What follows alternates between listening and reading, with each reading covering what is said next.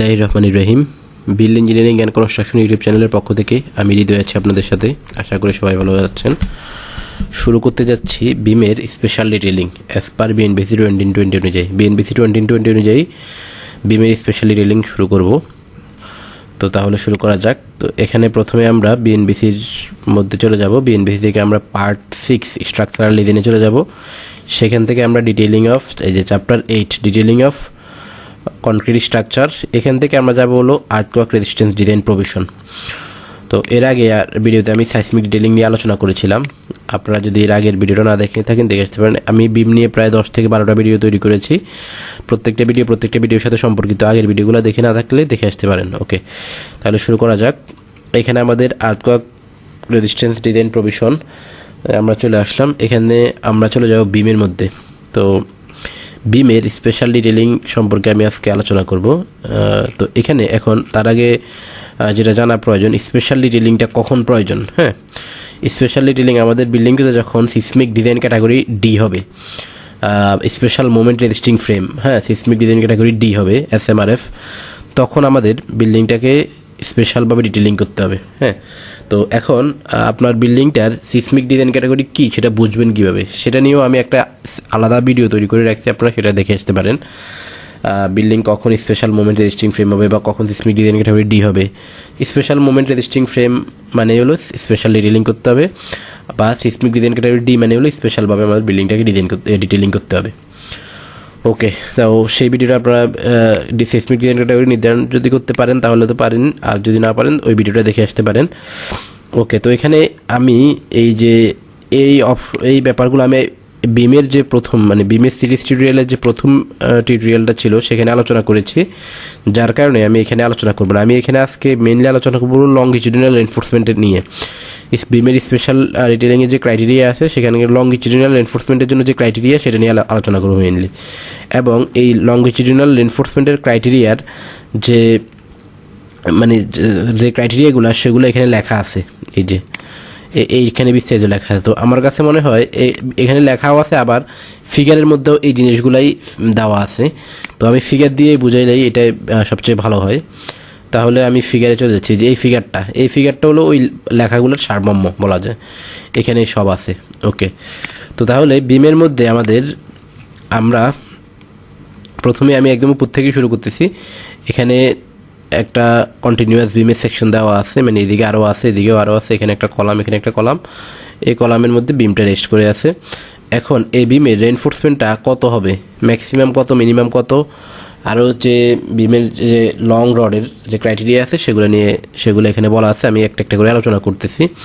প্রথমে হলো minimum reinforcement, বিমে কতটুকু মিনিমাম রেনফোর্সমেন্ট কতটুকু দিতে হবে।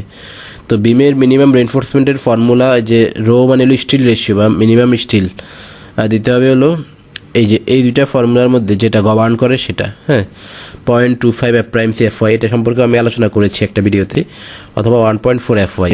টপে এবং বটমে না, অল থ্রো আমরা বিমের যে ম্যাক্সিমাম স্টিল মিনিমাম স্টিলটা ব্যবহার করবো, সেটা হলো যে দুই ফর্মুলা দিয়ে যেটা বের হয় সেটা মিনিমাম, এটা দিতেই হবে, মাস্ট বি। ওকে, এরপরে আমাদের এই অল থ্রো যে কোনো জায়গায় আমাদের ম্যাক্সিমাম স্টিলের যে রেশিওটা সেটা হবে হলো 2.5%। হ্যাঁ, 0.0025, এটাকে 100 দিয়ে করলে 2.5% ম্যাক্সিমাম। আর মিনিমামের জন্য আরেকটা ক্রাইটেরিয়া আছে, সেটা অবশ্য আপনারা সবাই জানেন, এর আগের অনেকগুলো ভিডিওতে আমি এই কথাটা বলেছিলাম। সেটা হলো যে কোনো রেক্টেঙ্গুলার সেকশনে মিনিমাম 4টা রড দিতে হবে। তো এখানেও 2টা কন্টিনিউয়াস বাদ দিতে হবে অ্যাটলিস্ট, টপে এবং বটমে। রডের পরিমাণ যত কমই লাগুক, এখানে উপরে 2টা নিচে 2টা দিতে হবে, মাস্ট বি। হ্যাঁ, মানে 4 কর্নারে 4টা। ওকে, এটা হলো আমাদের একটা ক্রাইটেরিয়া গেল বিমের মিনিমাম এবং ম্যাক্সিমাম রেনফোর্সমেন্ট সম্পর্কে। এরপরে আমাদের এই ব্যাপারটা বোঝাটা খুবই ইম্পর্টেন্ট। এখানে আমাদের এইখানে আমাদের বিমের নেগেটিভ মুভমেন্ট, এখানে নেগেটিভ মুভমেন্ট, যেহেতু এটা কন্টিনিউয়াস বিম, এটা এখানে ফিক্স সাপোর্টের মতো কাজ করে। আর এখানে পজিটিভ মুভমেন্ট, এখানে পজিটিভ মুভমেন্ট। তো এখানে এই নেগেটিভ মুভমেন্টের কারণে এই পোর্শনে মানে এই সাপোর্ট সেকশনে এটাকে লেফট সাইড দ্বারা বোঝানো হয়েছে, M-N-L, মানে এটা হলো লেফট সাইডের নেগেটিভ মুভমেন্ট, আর এটা হলো আর মানে হলো রাইট সাইডের নেগেটিভ মুভমেন্ট। তো লেফট সাইডের নেগেটিভ মুভমেন্টের কারণে এখানে আমরা যে পরিমাণ রেইনফোর্সমেন্ট দিব তার নিচে ঠিক বরাবর এখানে তো রাইট সাইডের পজিটিভ মোমেন্টের জন্য আমাদের যে রেইনফোর্সমেন্ট দিব সেটা হবে এইটার অর্ধেকের সমান বা তার চেয়ে বেশি। অর্থাৎ আমি যদি একটা এক্সাম্পল দিই, এখানে যদি আপনার এইখানে যদি আপনি 4 ইঞ্চি স্কোয়ার রেইনফোর্সমেন্ট ব্যবহার করেন, কিন্তু এখানে আমরা তো মেইনলি বিম তো ডিজাইন করি হলো ইট্যাপসে বা সফটওয়্যারে। তো সফটওয়্যার ডিজাইন করে দেখলেন যে আপনার এখানে আসছে 4 ইঞ্চি স্কোয়ার আর এখানে আসছে হলো 0.9, হ্যাঁ 0.9 ইঞ্চি স্কোয়ার। তাহলে কি হলো ব্যাপারটা, এখানে হলো 4, এখানে 0.9, এটার মানে এটা হচ্ছে এটা অনেক বেশি। তো এখন আমাদেরকে দেখতে হবে, এখন আমরা চাইলে এখানে 0.90 দিতে পারবো না, এখানে আমাদেরকে মিনিমাম দিতে হবে হলো মানে এখানে যদি 4 হয় তাহলে এখানে দিতে হবে আমাদের 2, মানে এখানে যতটুকু দিব এখানে তার অর্ধেক দিতে হবে আমাদেরকে। হ্যাঁ, এটা আর কি একটা শর্ত। এরপরে এখানে এটার ক্ষেত্রেও সেম, এইখানে আমাদের নেগেটিভ মোমেন্ট, রাইট সাইডে যে নেগেটিভ মোমেন্ট আসবে সেই নেগেটিভ মোমেন্টের জন্য আমরা এখানে যে রেইনফোর্সমেন্ট দিব তার অর্ধেকের সমান বা তার চেয়ে বেশি দিতে হবে এখানে যত কমই লাগুক। হ্যাঁ, এটা একটা শর্ত।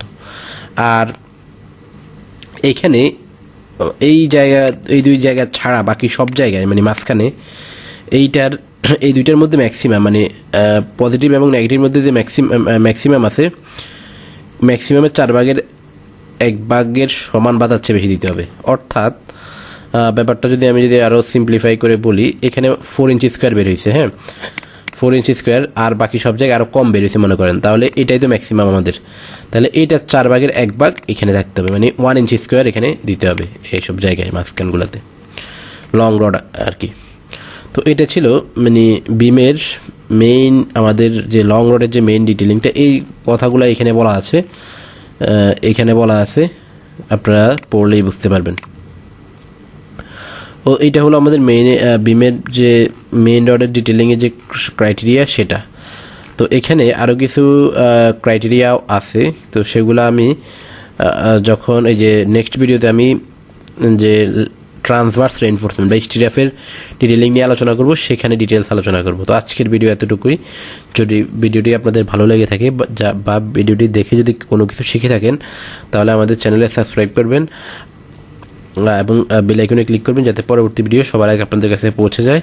পরবর্তী ভিডিও পর্যন্ত সবাই ভালো থাকুন, সুস্থ থাকুন। ধন্যবাদ সবাইকে।